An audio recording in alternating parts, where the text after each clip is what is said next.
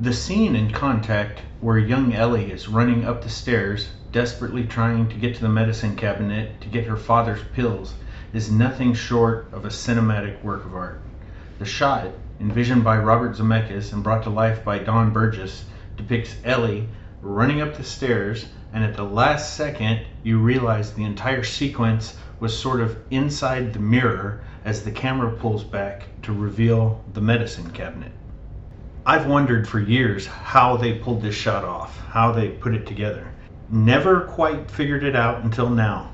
I've read a bunch of articles on it and I've seen a bunch of videos, and it didn't click until I actually constructed it in this 3D software myself and put it together. So I've got a hallway in 3D, floor, sink, medicine cabinet. I've got a biped character here. She runs down the hallway and opens up the cabinet in front of her. Now the cabinet mirror itself is this magenta color.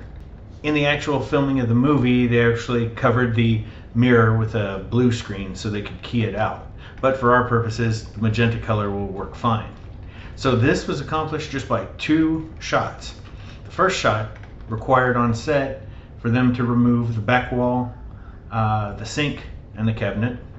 So the first shot looks like this. Steadicam operator running in front of Ellie backward, filming her reaching up, grabbing the knob on the cabinet, and he pans the camera, rotates it to simulate the mirror opening as the cabinet opens. The second shot, once we put these elements back in place, is the camera positioned close enough to the cabinet to where the mirror takes up the full frame. Our mirror's magenta, so we've got a full frame full of magenta. At a certain point, as she gets closer, this camera just pulls back. A simple pullback. We see Ellie reach up, open the cabinet. Now, let's take both of those sequences into Premiere. So here's the first sequence. She's running down the hallway, reaches up, camera rotates as the door opens. So what we're going to do here is we're going to flip that, because this is a reflection inside the mirror. This is the shot that will be on the mirror itself on the cabinet.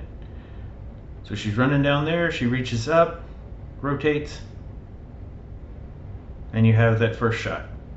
Now the second shot is just a simple pullback.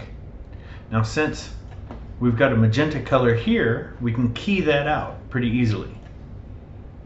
So we'll apply our key, which all that does is cut a hole in this layer and make it transparent to whatever's below it, which is our first shot here. So when you play the 2 of them together, you get this. Running down the hallway, we begin to see the edges of that cabinet, just like the shot in the movie. She reaches up, opens the cabinet door, and it's that simple. It had to take a lot of work to get the hand movement just right so that when she reaches up here, it matches the hand movement of her reaching up here in the second clip.